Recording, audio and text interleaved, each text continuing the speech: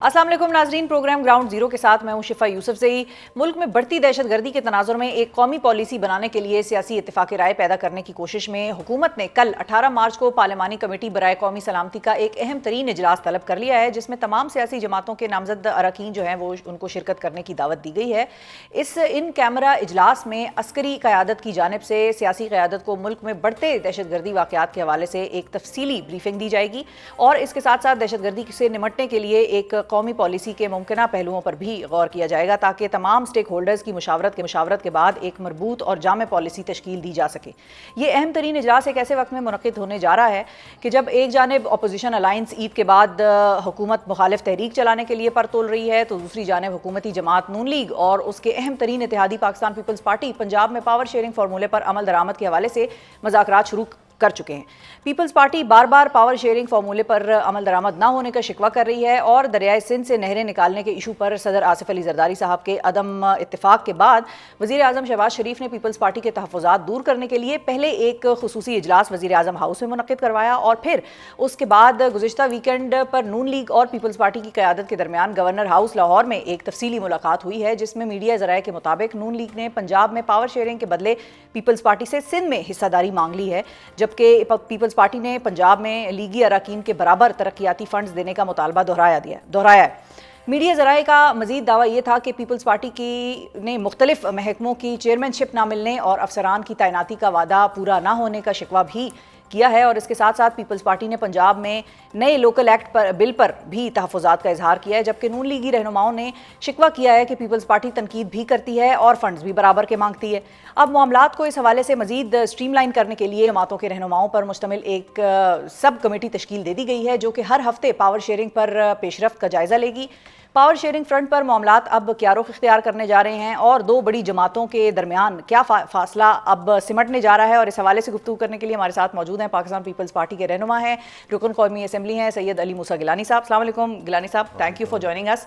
और हमारे दूसरे मेहमान हैं वज़ीर आज़म के कोऑर्डिनेटर बराए सनअत व तिजारत राना एहसान अफजल साहब। अस्सलाम वालेकुम राना साहब, thank you for joining us. सबसे पहले अगर मैं आपसे आगाज़ करूं, क्योंकि आप स्टूडियो से बाहर बैठे हैं, दूर बैठे हैं हमसे, चूँकि कल अब हुकूमत ने कौमी सलामती के हवाले से पार्लिमानी कमेटी का एक अहम तरीन इन कैमरा इजलास जो है वो बुलवा लिया है, तो पहले बात इस पर कर लेते हैं कि हुकूमत को ये स्टेप लेने की ज़रूरत क्यों पेश आई? क्या हुकूमत ये चाह रही है कि अब वो फैसले अकेले ना ले बल्कि सबको शामिल करे ताकि ज़िम्मेदारी हुकूमत पे सिर्फ ना आए, या आप लोग जेन्युइनली ये चाह रहे हैं कि सब ऑन बोर्ड हों, सबके मशवरे आएँ और ज़्यादा बेहतर तरीके से इस प्रॉब्लम को डील किया जा सके? देखिए, ये जिम्मेदारी सब पे आने की बात नहीं है। बात ये है कि ये एक नेशनल अलमिया है इस वक्त, दहशतगर्दी जो है वो अरूज पकड़ रही है और इस सब का रोल है। पॉलिटिकल कंसेंसस होना लाजिम है और वैसे भी जो नेशनल एक्शन प्लान था उसमें भी बलूचिस्तान रिकन्सिलिएशन का प्रोसेस जो है वो तयन किया हुआ है। तो ये एक कंसेंसस बिल्डिंग प्रोसेस है जिसका जिक्र प्राइम मिनिस्टर ने अपने कोयटा के विजिट में भी किया था कि हम APC भी बुलाना चाहते हैं। तो मेरे ख्याल से ये पहला स्टेप है कि आप पार्लियामेंट के अंदर जितनी रिप्रेजेंटेशन है जमातों की, उनके अंदर एक कंसेंसस बिल्डिंग हो, इंफॉर्मेशन शेयरिंग हो, उनका इनपुट आए, ताकि इस मामले के ऊपर जो एक हवाई फायर होता है या सियासी बयानबाजी होती वो ना हो और इसके ऊपर एक कोहेजन के साथ हम मामलात के लेके आगे बढ़े। तो ये एक खुशाइन चीज़ है कि हम कंसेंसस की तरफ बढ़ें। ये पार्लियामेंट के विदिन कंसेंसस हो जाएगा और मेरे ख्याल से आने वाले कुछ दिनों के अंदर फिर अगर APC बुलाई जाती है तो वो जितनी भी जमातें पार्लियामेंट के अंदर और बाहर हैं, फिर आप उनके साथ भी कंसेंसस की तरफ जो है वो बढ़ जाएंगे। अच्छा, अब गिलानी साहब आपसे मैं ये जानना चाहूँगी कि बिलावल भुट्टो साहब तो ये कहते हैं और वज़ीर आज़म को उन्होंने ये मशवरा दिया कि नेशनल एक्शन प्लान 2 बनाने की हमें ज़रूरत है इस सारे दहशतगर्दी के मसले पर, लेकिन क्या नेशनल एक्शन प्लान 1 जो था वो क्या जामे नहीं था, नामुकम्मल था, उसी पे पूरा मुकम्मल तरीके से अमल दरामद नहीं होना चाहिए था? देखें, बिस्मिल्लाहिर्रहमानिर्रहीम, सबसे पहले तो मैं ये कहूँगा कि जो पाकिस्तान जिस नहज से गुज़र रहा है, हमें एक APS वाक़े ने इस पूरी कौम को यकजा कर दिया था। आज वक्त है कि जाफ़र एक्सप्रेस भी इस कौम को यकजा कर दे, क्योंकि ये एक ऐसा वाक़या है जिस पे नो टॉलरेंस, ज़ीरो टॉलरेंस होनी चाहिए। Zero tolerance, no political differences. अगर ये हमें कहें कि आप इस्तीफ़े दे दें, आप पार्टियां छोड़ दें, आप इस मुल्क को असेंबली बंद कर दें, हमें बंद कर देनी चाहिए, हमारी पॉलिटिकल ना कोई पॉलिटिक्स होनी चाहिए इसके अंदर, इस पे कुछ नहीं होना चाहिए। मेरा भाई वॉज किडनैप्ड, वो वहाँ पर था जब APS हुआ और नवाज शरीफ साहब उस वक्त वज़ीर आज़म थे और उन्होंने एक्शन लिया। मेरे से सवाल किया गया, हमने कहा कि मुझे इस बात का पता है कि वहाँ पर जब बमबारी होगी तो शायद कैजुअल्टीज़ में मेरा भाई भी मारा जाएगा, और वही नतीजा हुआ कि हैदर बताता है कि जब इतनी सख्ती का एक्शन हुआ वहाँ पर कि टेररिस्ट को निकल कर हमें अफगानिस्तान में मुझे ले गया और अफगानिस्तान से अमेरिका ने उसको बाजियाब कराया, वो तो उसका नसीब था। लेकिन वो एक वक्त था, टर्निंग पॉइंट था, और आपने देखा कि उसके बाद एक शार्प डिक्लाइन आया। हम कब तक आंख बंद करके बैठे रहेंगे बलूचिस्तान में? कब तक हम इसके अंदर पॉलिटिकल जितना हम इसके अंदर पॉलिटिकल करेंगे ज़रूरी है। जो बलूचिस्तान का चीफ मिनिस्टर है, जो बलूचिस्तान के MP हैं, जो बलूचिस्तान के अंदर मिनिस्टर हैं, वो उधर की हैं, वो कोई बाहर से लाकर नहीं बिठाए गए। ये लोग उन पर इल्ज़ाम लगाते हैं कि वो उनके मफादात बलूचिस्तान के साथ नहीं है, तो फिर किसको लेकर आए वहाँ पर? जो वहाँ पर जो नुमाइंदे हैं, जो जहाँ पर वो ट्राइब्स के जो हेड्स हैं, वही वहाँ पर MP बनते हैं ना, उन्हीं को वोट मिलता है, उन्हीं के थ्रू ही सारा कुछ होता है। अब मैं वहाँ पर जाकर किसी एक टॉम डिक एंड हैरी को तो हम उठा के नहीं ला सकते ना बाहर से बिठाने के लिए, लोग तो वहीं के हैं। अब उनकी पॉलिटिकल डिफरेंसेस से अगर वो नफरत करते हैं उनसे तो वो अलग बात है, लेकिन दिस इज नॉट पॉलिटिक्स, ये अवामी जान का मसला है। यहाँ पर देखें, कल मैं सराइकी एक शायर का शेर सुन रहा था, मतलब वो कह रहे थे कि हम गुजरते हैं, हमें एक तख्त लाहौर वाले खा रहे हैं, हम रोजी करने बलूचिस्तान जाते हैं या ईरान जाते हैं या अफगानिस्तान भी जाते हैं, कोई फैक्ट्री का काम करने, वापसी बलूचिस्तान आते हैं, हम मर जाते हैं, हमारा क्या कसूर है? ये इतनी सख्त डिवाइड हो रही है कि इंसानियत के खिलाफ है। अगर आज हम इकट्ठे नहीं होते तो आई एम सॉरी टू से, और कोई शख्स, चाहे वो पीपल्स पार्टी है, वो PMLN है, वो PTI है, JUI के कितने बड़े स्टेक्स हैं, मौलाना साहब की कितने बड़े स्टेक्स हैं जो बलूचिस्तान में, और वो अगर ये कहें कि हम ईद के बाद एक एंटी गवर्नमेंट प्रोटेस्ट शुरू करना चाहते हैं, तो मैं समझता हूं कि वो फिर कोई भी इस मुल्क के साथ सिंसियर नहीं है। सही है। अगर आज हम इकट्ठे नहीं होंगे तो मैंने मुल्तान में 3 जहाज आए हैं और उन जहाज़ों में बलूचिस्तान के जहाज आए हैं, उनमें सिर्फ लाशें आई हैं। मुझे बताएं हम क्या जवाब दें? हम क्या जवाब दें कि ये कौम टूट चुकी है? सही है। अच्छा राना साहब, ये बताइए कि जब आप ये कहते हैं कि हम कंसेंसस डेवलप करना चाह रहे हैं और उस कंसेंसस पे ऑन बोर्ड लेकर सबको इस मामले पर जो है वो आगे बढ़ना चाहते हैं, तो एक सवाल आपसे ये होता है, और जो कि मेरे ही प्रोग्राम पे अली अमीन साहब ने पिछले हफ्ते 1-2 हफ्ते पहले उठाया, उन्होंने कहा कि हमने दहशतगर्दी के ऊपर चूंकि हमें ग्रीन सिग्नल दे दिया गया था तो हमसे TORs मांगे गए थे, हमने वो TORs वफाकी हुकूमत को भिजवा दिए थे, लेकिन बार बार उनको हम रिमाइंडर्स भी दे रहे हैं, वफाकी हुकूमत उस पर हमें कोई रिस्पॉन्स नहीं दे रही। तो फिर ऐसे मामले पे क्या वफाकी हुकूमत की तरफ से ये डिले ठीक था? देखिए, अगर उनसे कोई इन्फॉर्मेशन मांगी गई और उन्होंने दे दी तो उस पर फिर प्रोसेस चल रहा होगा। तो मेरे ख्याल से ये तो जिस अदारे को लिखा और किस बुनियाद पे वो अभी क्या उस पर काम कर रहे हैं और फिर उनको जवाब देंगे, ये तो वो अदारा बता सकता है जिसको उन्होंने लिखा और अभी वो किस प्रोसेस के अंदर है। ठीक है। यहाँ जो इशू है ना, देखें, हमें यहाँ पॉलिटिकल पॉइंट स्कोरिंग नहीं करनी। अब अगर एक CM कहता है कि मैं जाके जो है वो मुज़ाकरात कर लेता हूँ अफगान तालिबान के साथ, तो उनके साथ तो मुज़ाकरात वफाकी हुकूमत हर रोज़ राब्ते में है। आपकी फॉरेन मिनिस्ट्री हो, इंटीरियर मिनिस्ट्री हो, आपके दफाई इदारे हों, वो तो राब्ते में तालिबान के साथ। तो उनको वो निशानदेही भी, एविडेंस शेयरिंग भी होती है कि आपकी सरजमीन के अंदर कहाँ TTP क्या कर रही है और BLA क्या कर रहा है, और आप उस पर एक्शन लें। और जब वो नहीं लेते तो हम फिर मजबूर भी हो जाते हैं कि फिर हम कोई सर्जिकल स्ट्राइक करें। तो वहाँ जब आप यहाँ पॉलिटिकल पॉइंट स्कोरिंग करें कि जी मैं मुज़ाकरात कर लेता हूँ, तो उसके बजाय आप ये बताएं वफाक को कि कहाँ कमजोरी है, अगर कोई है आप इस तरीके से फुलफिल करें।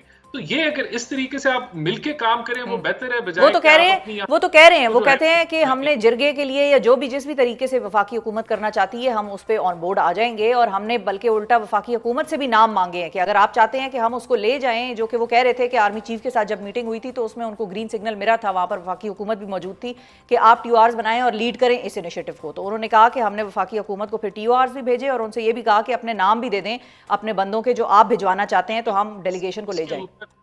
अब तो सूरत हाल हसास हो गई है इन हमलों के बाद भी। तो ये इन चीज़ों के ऊपर बजाय कि हम पब्लिकली कहें कि जी अभी तक जवाब नहीं आया, फलाना नहीं हुआ, ये हर रोज़, हर दिन, हर मिनट काम हो रहा है इसके ऊपर। तो ये इंटरनल कम्युनिकेशन है जो इंटरनली रहनी चाहिए इन मामलात के ऊपर, बजाय कि इसको हम जो है वो मीडिया की डिस्कशन बनाएं कि जी उन्होंने TORs दे दिया, अब जवाब दे। ये जो हसास अदारे हैं आपस में राब्ते में रहते हैं, और जहां इनपुट की ज़रूरत हुई CM से ज़रूर ली जाएगी, लेकिन उनकी जो डोमेन है अगर वो वहां फोकस करें, और वो बहुत बड़ी डोमेन है, उसके अंदर CTT को फाल करना सबसे बड़ा किरदार उनका है, जो अभी जहां बहुत ज्यादा स्पेस है काम करने की। लॉ एनफोर्समेंट की चीजें हैं, इकोनॉमिक इंटीग्रेशन है, सोशल कोहेजन है, ये सारी वो जिम्मेदारियां हैं जो सूबे ने पूरी करनी है, जब बजाय के इसके कि वो फॉरेन पॉलिसी के अंदर बड़ी वो जल्दबाजी है कि वो कोई रोल अदा करें, वहां भी इनपुट दें, लेकिन जो उनका कलीदी किरदार है जिसके लिए उनको अवाम ने मुंतखब किया, वहां फोकस उनको करना चाहिए। ठीक है। अच्छा, ये बताइए कि गिलानी साहब, पीपल्स पार्टी क्या स्टांस लेने जा रही है? क्योंकि आपको याद होगा कि पुराने वक्तों में भी इस तरह के कई इजलास हुए, और दहशतगर्दी से तो पाकिस्तान बड़े अरसे से जूझ रहा है, तो उस वक्त भी पीपल्स पार्टी की जब हुकूमत थी, या OBL वाक़े के बाद जब 2011 में पीपल्स पार्टी को एक मतलब तफसीली ब्रीफिंग दी गई थी पार्लियामेंट को, तो उस वक्त भी ये इजलास हुए थे। आज दोबारा हम उस मोड़ पर हैं कि जहाँ पर हम इजलास तो कर रहे हैं, लेकिन इस इजलास के बाद आगे क्या करना है पीपल्स पार्टी ने खास तौर पर? पीपल्स पार्टी एक तो सबसे ज़्यादा मैं समझता हूँ, कोई जमात अगर इफेक्टेड है दहशतगर्दी से तो पीपल्स पार्टी है। उसके आप लीडर्स देख लें, शहीद हुए दहशतगर्दी में, बीबी हो गई, आप हमारे चाहे वो रिलीजियस एक्सट्रीमिज़म है, चाहे वो पॉलिटिकल एक्सट्रीमिज़म है, या वो दहशतगर्दी है, उसमें आप हमारे अगवा भी हुए, और हम पीपल्स पार्टी ने फिर लाशें भी सबसे ज़्यादा उठाई हैं। आपने देखा होगा कि 2008, क्योंकि उस वक्त मुशर्रफ का ताज़ा दौर गुजरा हुआ था, और 2008 की हमें एक रॉ पाकिस्तान मिला था, जिसमें हमने कंसेंसस बिल्ड करके सबको इकट्ठा किया, 18वीं तरमीम भी की, लेकिन टेररिज्म का हमें बहुत सामना होता था। लाहौर में धमाके होते थे, हर शहर, हर बड़े शहर में रोज़ सुबह उठते थे तो कोई ना कोई पुलिस के उसके ऊपर अटैक हो जाता था। हमारा वो लाहौर पुलिस चूंग स्टेशन पे आपको याद होगा, वहाँ पर हो गया। तो पीपल्स पार्टी इसमें से बहुत मुश्किल दौर से गुजरी, और वो उसकी इफेक्टिव भी है, और उसने उसको रिजॉल्व करने की भी कोशिश की। हमने इस पे पीपल्स पार्टी क्लियर है, टॉक्स भी नहीं होनी चाहिए पाकिस्तान के अंदर। हमने टॉक्स करके भी देख लिया है, हमने गुड बैड तालिबान को भी करके देख लिया हुआ है। अगर हमारा जो APS के बाद जो वाक़या हुआ था, APS के बाद जो आर्मी एक्शन हुआ था, उसके बाद हमने एक ही चीज़ देखी है, उसके बाद मैसिव डिक्रीज आया। ये बात ज़्यादा आम है, होते हैं वाक़यात, लेकिन मैसिव डिक्रीज आया था। तो अगर उस तरह की एक स्ट्रेटजी बन सके, जो बिलावल साहब कह रहे हैं कि नेशनल एक्शन प्लान 2 बन जाए, उस तरह की एक तजवीज़ आ जाए, जो कि पॉलिटिकल लीडरशिप और पार्लियामान अपनी अफवाज, अपनी लॉ इन्फोर्समेंट एजेंसीज, चाहे वो पुलिस है, रेंजर्स है, FC है, उनके पीछे पॉलिटिकल सपोर्ट हो, पब्लिक सपोर्ट हो, जो कि पब्लिक सपोर्ट मैं समझता हूं कि वो 100% होगी, वो मिले, और वो वाकया हो, हमारा मोरल हाई हो फोर्सेस का, और वो इसके अंदर सही है। अच्छा, अब इसमें ये आसान नहीं होगा। ये 2009 की डिस्प्लेसमेंट आपको याद होगी, IDPs का मामला हुआ था, वो भी एक हमारे लिए एक प्रॉब्लम थी भी, और चैलेंज भी था। जाहिर है लोग अपने घर छोड़कर वो बेशक फौज के लिए कह देते थे कि भाई आप आ जाएं, और आप आ जाएं, हम अपने इलाके भी खाली करते हैं। ये ईजियर सेड देन डन वाली बात है। आप दोनों से मेरा एक सवाल है कि जब हम कंसेंसस, पॉलिटिकल कंसेंसस की खास तौर पर बात करते हैं, इसके अंदर एक छोटी सी प्रॉब्लम भी आ गई है। इसके अंदर प्रॉब्लम ये है, ये नेशनल एक्शन प्लान 2 की जो बात हो रही है, 2 की बात इसलिए हो रही है कि उस वक्त हम, क्योंकि जो KP में दहशतगर्दी का था, उसमें इंडिया का रोल कम था। बलूचिस्तान के अंदर आप इस बात को फैक्ट बनाएं कि आपको याद होगा शर्म शेख में यूसुफ रज़ा गिलानी ने मनमोहन सिंह साहब से एडमिट करा लिया था इंडिया का रोल बलूचिस्तान में, जिसकी वजह से उनको वापस अपने मुल्क में जाकर बहुत मसाइल का सामना आना पड़ा। तो इंडिया का रोल एडमिटेड है, इंडिया बीच में इन्वॉल्व है, तो इस वजह से, और वो अफगानिस्तान के थ्रू मैनेज कर रहा है इंडिया यहाँ पर, तो और इंडिया का बहुत सारा इन्फ्लुएंस है बलूचिस्तान में, जिस वजह से हम इसके लिए हमारी स्ट्रेटजी डिफरेंट होनी चाहिए। ठीक है, 2 has to be different than 1। अब यहाँ पर एक जो कंसेंसस की बात आती है राना साहब, यहाँ पर आप दोनों जमातों का एक और चैलेंज भी है, वो ये है कि एक और जमात है, उसका लीडर जेल में है। वो जमात मौलाना साहब के साथ मिलकर ईद के बाद की प्लानिंग कर रही है। उस जमात को किस तरह से इंगेज करेंगे आप लोग? ठीक है, ये जो इजलास है या APC होगी, उसमें गालिबन वो भी शिरकत करेंगे, हम उनसे भी तवक्को ये रखते हैं कि वो भी पाकिस्तान के इस मसले पर इकट्ठे ही होंगे। ज़ाहिर है एक सूबा उनके अंडर है, उस सूबे में दहशतगर्दी हो रही है, so they are also concerned I feel, लेकिन उस जमात को किस तरह से, क्या दिस इज़ द टाइम कि उस जमात को भी थोड़ा बहुत कोई रिलीफ मिलेगा हुकूमत की जानिब से, या कोई उनको भी एंगेजमेंट की ऐसी एक फ़िज़ा कायम होगी कि जिसमें वो भी बैठें और एतमाद हो सारी जमातों में कि भाई चले और किसी चीज़ पे नहीं तो this could be a starting point? उनके हवाले से क्या करेंगे आप? कल जो नेशनल सिक्योरिटी की कमेटी का इजलास है तो उसके अंदर उसके जमात के लीडर्स जो कि ऑपोजिशन लीडर हैं वो शिरकत करेंगे और हाँ। अगर ऑल पार्टीज कॉन्फ्रेंस बुलाई जाती है तो उसमें भी पीटीआई को दावत दी जाएगी। लेकिन यहाँ देखें हमें इस चीज उसमें पीटीआई कहती है कि हमारे लीडर को भी शामिल करें। अब देखें मैं यही कह रहा हूँ ना, अगर इस चीज का हमें लिहाज करना चाहिए कि हमारे 10 इश्यूज पे फ्रिक्शन होगी, 10 मामला पेंडिंग होंगे, अगर जमातें ये कोशिश करेंगी कि इस मौके के ऊपर हम उसको एज कह लें लेवरेज रखते हुए हम दहशतगर्दी के ऊपर कोई लेन देन कर लेंगे तो ये अफसोसनाक होगा। देखिए हमें इस वक्त अपने इख्तलाफात और अपने लेकिन वैसे राना साहब पैरोल के ऊपर आ तो सकते हैं, क्योंकि आप लोगों की गवर्नमेंट तो ये इल्जाम लगाती है कि आप लोगों ने, यानी कि उन्होंने सेटलमेंट की, टीटीपी की और उनकी, तो अच्छा नहीं है कि वो आके खुद अपनी एक्सप्लेनेशन दें कि उस वक्त क्या फैसला हुआ, क्या हुआ उस वक्त भी। जो इजलास था वो चूंकि इन कैमरा था तो किसी को पता नहीं क्या बात हुई। हमें चीजों को कंफ्यूज नहीं करना चाहिए। खान साहब इस वक्त 14 साल की करप्शन के ऊपर सजा काट रहे हैं। इस वक्त हम ये ऑल पार्टीज कॉन्फ्रेंस बुला रहे हैं। पार्टीज जो हैं वो उसके अंदर फर्द वाहिद जो है, कोई डिक्टेटरशिप नहीं है, वहाँ चेयरमैन भी अपॉइंटेड हैं, ऑपोजिशन लीडर भी अपॉइंटेड हैं, 20 और ओहदे हैं। आई एम श्योर कि उनके अंदर इतनी अहलियत होगी कि वो पीटीआई का जो मौकफ है वो प्रेजेंट कर सकेंगे पाकिस्तान के मफाद के लिए। तो अब इसके अंदर हम अगर ये कहें जी खान साहब ठीक है, लेकिन आपका बेसिकली ये है कि वो लेन देन इस पे ना करें, आप लोग भी कोई नरमी दिखाने के मूड में नहीं है इस पे। देखिए ये कोई नेगोशिएशन तो नहीं हो रही, ये कोई जो है वो कोई एक्सचेंज जो है उनके मुज़ाकरात तो नहीं हो रहे। ये तो हम मुल्क के अंदर दहशतगर्दी का जो मामला है उसके ऊपर कंसेंसस बिल्डिंग हो रही है। अब इसके अंदर हमें पता है, मिसाल के तौर पे पीपल्स पार्टी, बल्कि प्रेसिडेंट जरदारी ने बात की है पानी के इशू के ऊपर। अब अगर पीपल्स पार्टी कहे कि ये पानी का इशू अगर नहीं आगे पीछे होगा, अभी इसका फैसला नहीं होगा तो हम एपीसी में नहीं आएंगे, या कल हम इजलास में नहीं आएंगे, या अगर आप फलाना नहीं करेंगे तो हम ये नहीं करेंगे, तो देखें इसमें तो आप एक्सपोज हो जाएंगे ना। कौम देख रही है, द कंट्री इज ब्लीडिंग, हमारे अफवाज पाकिस्तान लहू दे रहे हैं, अपना डेली बेसिस पे शहीद हो रहे हैं, और यहाँ एक जमात जो है वो अपने पर्सनल इंटरेस्ट से बाहर ना निकल पाए, तो ये तो फिर वो मेरे ख्याल से अगर वो इसके ऊपर पुश करेंगे। अच्छा, अब जो दूसरा मौजू है हमारा, गिलानी साहब आपसे उसका आगाज करूंगी कि जो पावर शेयरिंग फार्मूला है पंजाब का, उसके हवाले से आप लोगों ने पीएमएलएन ने बेसिकली बदले में आप लोगों से मांगा है कि सिंध में हमें हिस्सा दें। वो जो डेडलॉक वहाँ पर है वो कहाँ तक आगे जा रहा है? सिंध में अगर हिस्सा मांगते हैं तो उनको वो दे दें, उनको उनकी रिप्रेजेंटेशन के हिसाब से, उनके वोट बैंक के हिसाब से उनको मिल जाना चाहिए पीपल्स पार्टी को। हम ये कह रहे हैं कि जो हमारे इलेक्टेड नुमाइंदे हैं जो कि हम सपोर्ट कर रहे हैं, राना साहब मुस्कुराए हैं इस बात पे, हम उनको जो सपोर्ट कर रहे हैं वहाँ पर हमें अपने उसके हिसाब से दे दें। ठीक है, इसमें कोई डिफरेंस ऑफ ओपिनियन की बात नहीं है, इसमें बड़ा दिल करने की बात होनी चाहिए। ये नहीं होना चाहिए कि तो आपने तो फौरन मान ली कि बड़ा दिल करने की बात फौरन मान ली, वो तो उन्होंने आप लोगों से वो डिमांड चार्टर और डिमांड रखे कि हमें सिंध में ये चाहिए। अच्छा, हमें तो ना यहाँ पे जैसे आपने बात की, ये एक वैसे बात थी, मीडिया की तरफ से हाइप थी कि शायद हमें कोई ब्यूरोक्रेट्स चाहिए। मैं कोई ब्यूरोक्रेट्स नहीं चाहिए। देखें, कोई ताइनातियां नहीं चाहिए जिनकी, बल्कि हमारे जितने ताल्लुक वाले हैं वो बहुत अच्छी जगह पे लगे हुए हैं। हम चुप करके इनको बताते भी नहीं है कि वो कहीं लगे हुए, उनको सवारी करो, उनको वहां से निकालना दे, उनको हटाना दे। तो वो ये, और अल्लाह का शुक्र है कि वो जब हम हुकूमत में नहीं थे तब भी ब्यूरोक्रेट्स तो फिर भी रहते हैं इस मुल्क में, तो जिनके साथ ताल्लुक है वो जहाँ पर हम बताते भी नहीं कि हमारा ताल्लुक है तुम्हारे साथ, वो मत बताओ ये कहीं तुम्हें शिफ्ट ही ना कर दें उल्टा। तो वो इशू नहीं है, एक सिंपल जो डेवलपमेंट का इशू है, हमारे डेवलपमेंट के क्या इशूज है नहीं।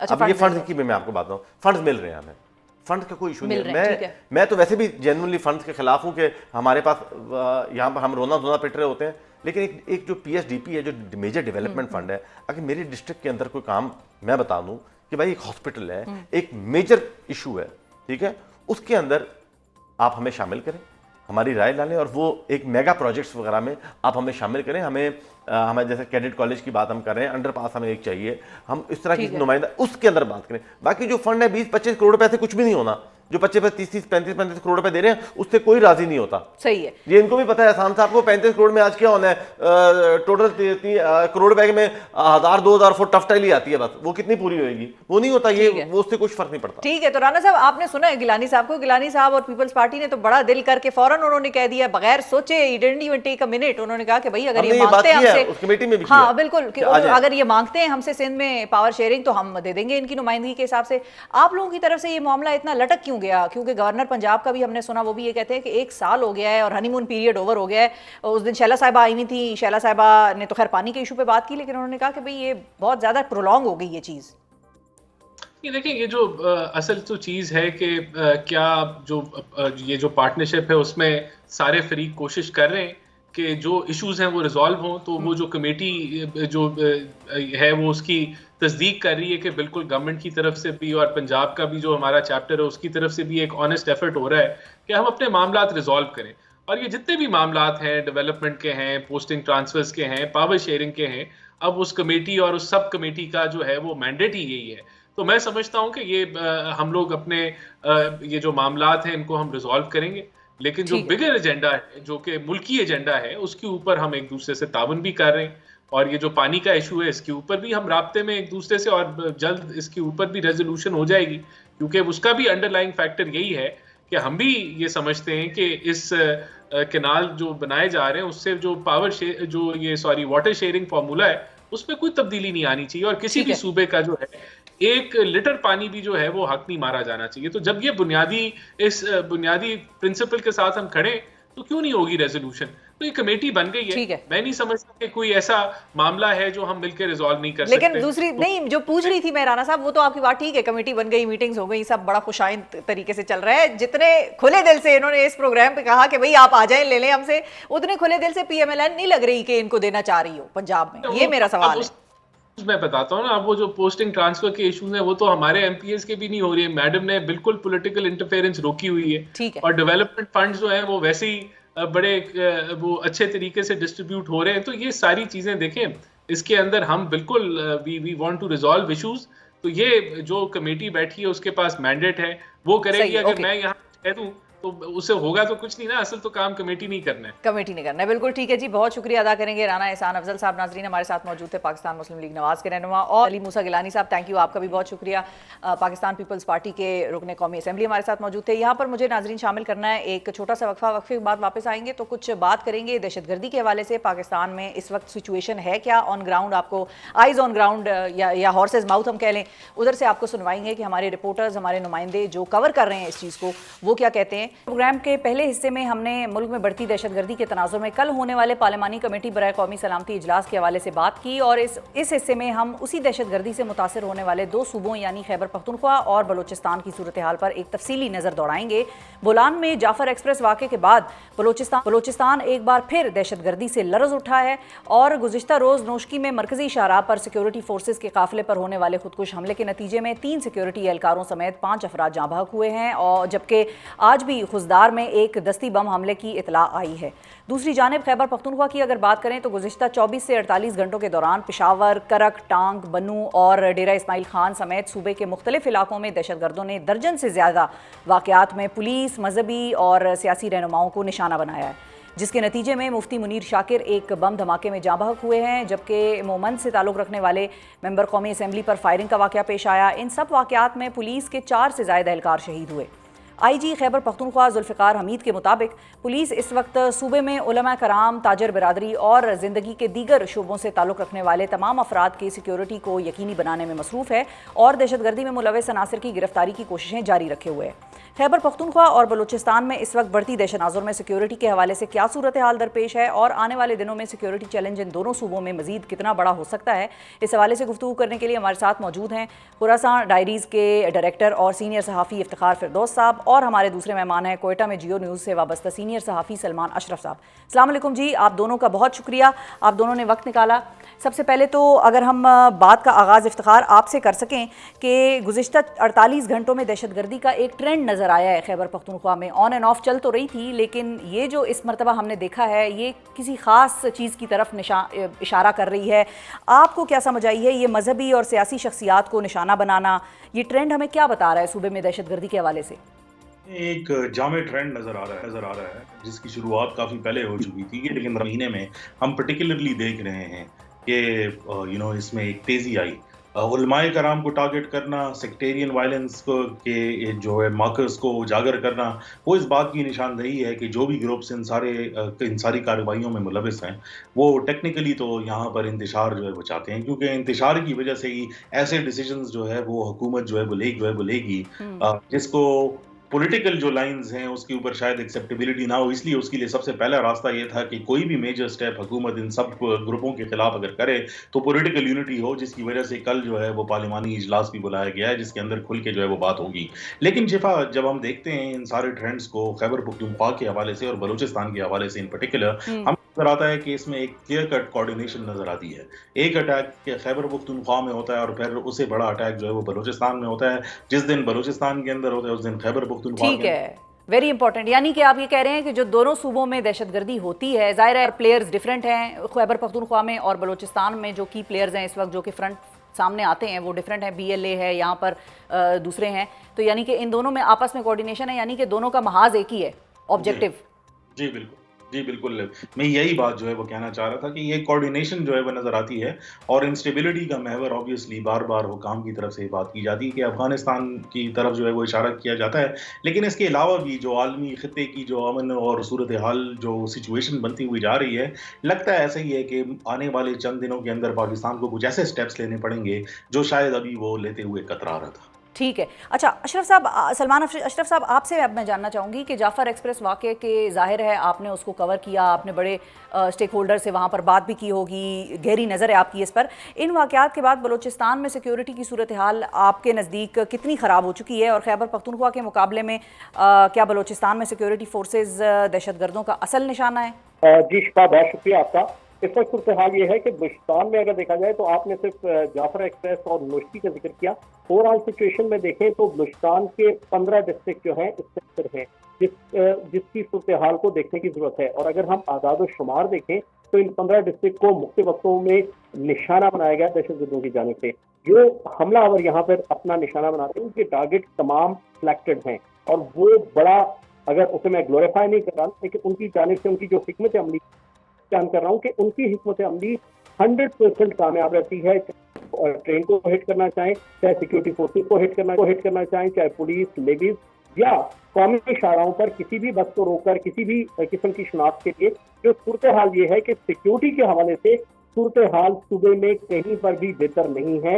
हुकूमत की जानिब से, कौम नासिर इदारों की जानिब से बुलंदोबांग दावे जरूर किए जाते हैं लेकिन जमीनी हकायक उसके बिल्कुल बरक्स हैं। इस हवाले से सिक्योरिटी एहलकार जो इदारे हैं जिनके जिम्मेदारान हैं वो इनसाइड जब ऑफ द रिकॉर्ड बात करते हैं तो वो भी इस बात पर काफी तशवीश का इजहार करते हैं। उनका कहना है कि हुकूमत को जो स्टेप्स लेने चाहिए उसको लेने से वो कतरा रही है और जब तक ये नहीं लिए जाएंगे सिक्योरिटी सूरत हाल बेहतर नहीं हो सकती। आए रोज आप देख सकती हैं कि कभी वो मुसाफिर में हिट करते हैं, कभी बुक्सी साइड पर होता है सूरत हाल, इसके अलावा बोलान एरिया है और खुजदार है। ये तमाम चारों उसकी डिफरेंट डायनेमिक्स हैं जहाँ पर जाके वो अटैक करते हैं, डिफरेंट एरियाज हैं। तो इस हवाले से अगर अब तक की सूरत हाल में जो मुबैना तौर पर जिन्हें दहशतगर्द का नाम दिया जा रहा है रियासत की जानिब से, हुकूमत की जानिब से, वो अब तक बज़ाहिर कामयाब नजर आते हैं।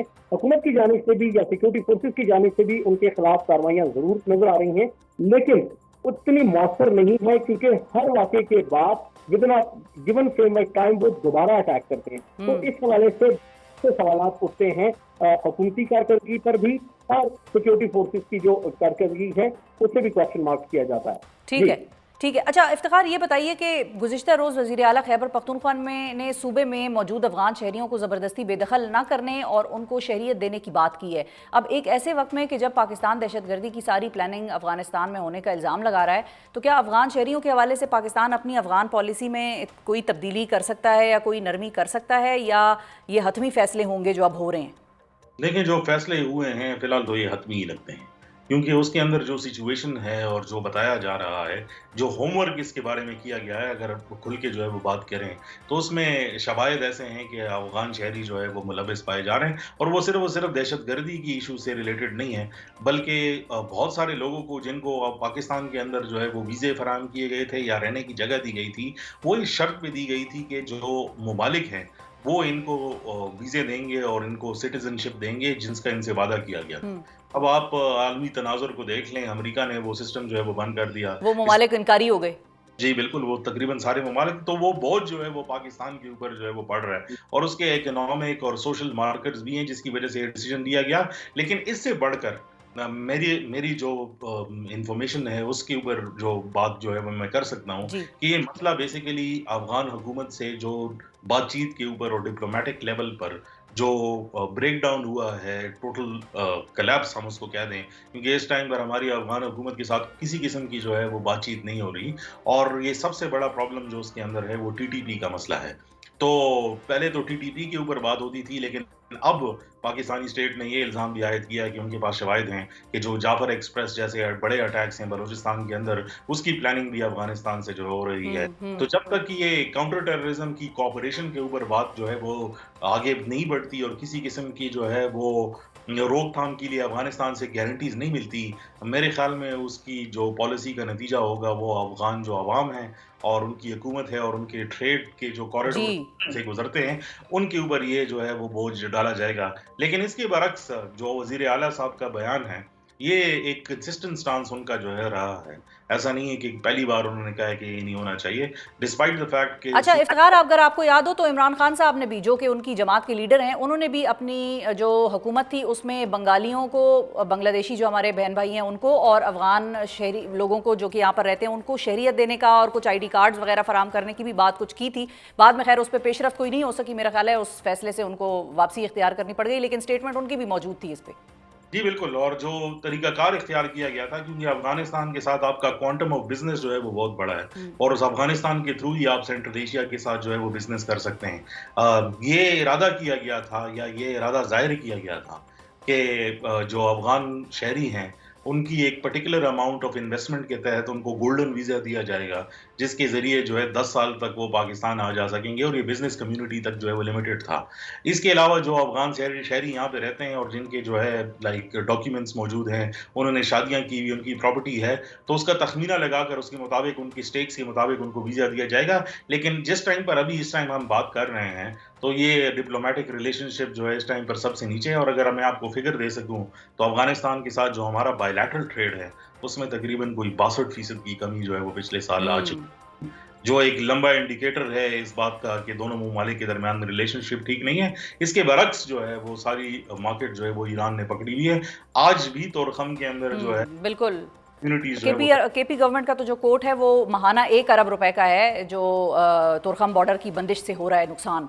जी, तकरीबन $3 मिलियन की जो है वो बात जो है वो कर रहे ठीक हैं है। बॉर्डर के ऊपर, और ये सिर्फ एक बॉर्डर की हम बात कर रहे हैं। खैबर पख्तूनख्वा के पास 5 बॉर्डर्स हैं और बलूचिस्तान के अंदर 2 बॉर्डर्स हैं जो अफगानिस्तान से लगते हैं और ये बिजी शाहराहें हैं जिसका रोजाना का मामूल तकरीबन कोई लगभग जो है 250 कंटेनर से ऊपर और ऑलमोस्ट 2,40,000 की पॉपुलेशन आती जाती है। बिल्कुल सही है। अच्छा सलमान साहब, आपकी तरफ मैं आऊँगी कि कल जो इजलास होने जा रहा है, बहुत हाई पावर्ड जिसको हम कहेंगे, बड़ा ही एक अहम इजलास है, सारी नज़रें उस पर मरकूज़ होंगी। उस हवाले से बलूचिस्तान हुकूमत का क्या होमवर्क है? ठीक है, वो तो हमें पता है कि बलूचिस्तान हुकूमत वफाक से फ़ंड्स मांगेगी और फ़ंड्स मांगती रही भी है कि दहशतगर्दी का हमने मुकाबला करना है तो हमें फ़ंड्स चाहिए, लेकिन इसके अलावा आपकी नॉलेज में, आपकी इतलात क्या हैं, किस चीज़ की उनकी प्राइमरी डिमांड होगी वफाकी हुकूमत से? जी बिल्कुल शुभा, आपने जो बात की है ना, बलूचिस्तान गवर्नमेंट के साथ वफाक का रवैया बिल्कुल वैसा ही है जैसे इंटरनेशनल कम्युनिटी ने वॉर ऑन टेरर में पाकिस्तान का साथ मिड में आके छोड़ दिया,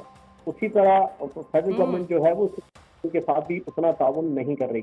लिप सर्विस तक जरूर कहा गया कि हर किस्म की मामूलियत फराम की जाएगी, लेकिन टेररिज्म आपको पता है एक बहुत वास्ट काम है। इसमें सूबाई हुकूमत के अपने वसाइल ऑलरेडी इतने कम है कि वो अपना डेवलपमेंट बजट पूरा नहीं कर सकती, तो वार ऑन टेरर या इस टेररिज्म के काउंटर के हवाले से उसके पास वसाइल कम है। मुख्तलिफ अदवार में मियां शहबाज शरीफ ने जब कोयटा का दौरा किया, उन्होंने वादा किया कि वसाइल फराम किए जाएंगे, फेडरल की जानिब से जो पॉलिटिकल शोल्डर है वो प्रोवाइड किया जाएगा ताकि जो लॉ एंड ऑर्डर की सिचुएशन है उसे खत्म किया जाए, लेकिन बज़ाहिर अभी तक ऐसा कुछ नजर नहीं आ रहा। और आज भी जो हमारी हुकूमती ज़राए से बात हुई, उनका कहना है कि जो हमसे बात की गई थी वफाकी सतह पर, अभी तक वो वसाइल फराम नहीं किए गए।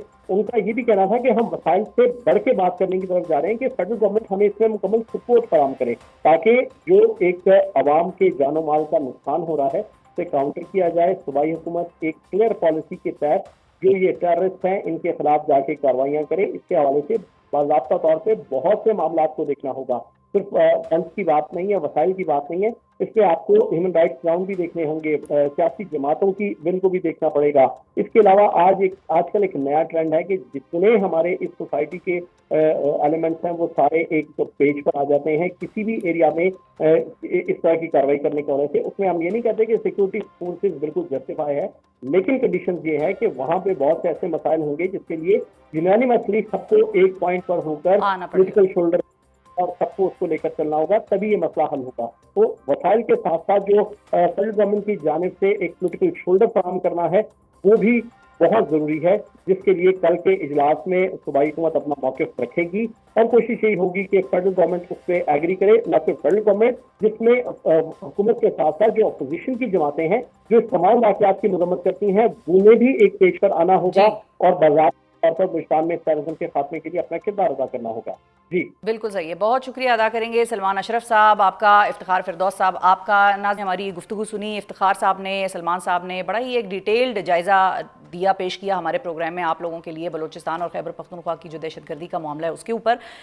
लेट्स होप कि कल जो अहम इजलास होना है उसमें दोनों सूबों में जो दहशतगर्दी के मसाइल हैं, अमन व अमान के मसाइल हैं, उनके हवाले से एक जामे पॉलिसी बयान सामने आए या कोई ऐसे फैसले सामने आए कि जिनके ऊपर हम इस चीज़ का एतमाद कर सकें कि वाकई पाकिस्तान में ये मसाइल हल होंगे। हमारी उम्मीद है और हमारी दुआ है कि हमारे लोग दहशतगर्दी के नासूर से महफूज रहें। आज के प्रोग्राम से नाज़रीन इतना ही, अपना बहुत ख्याल रखिए, हमें और पाकिस्तान को दुआओं में ज़रूर याद रखिएगा। अल्लाह हाफ़िज़।